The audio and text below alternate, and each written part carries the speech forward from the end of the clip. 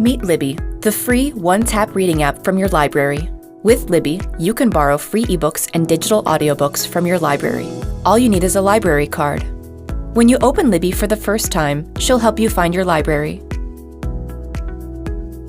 Then, you can explore your library's collection and borrow titles or place holds instantly.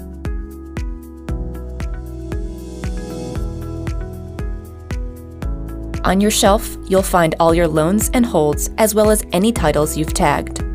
Loans are automatically downloaded for offline use when you're on Wi-Fi.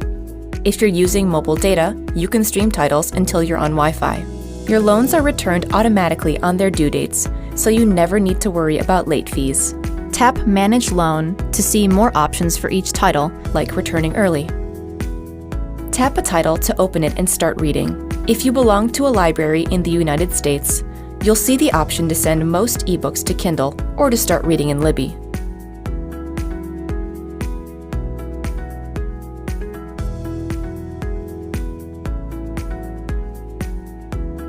Use the bottom navigation to switch between your shelf, your library, and your current read. In the Libby menu, you can add a library, change your app settings, get help, and more. Download Libby to start borrowing today. Happy reading!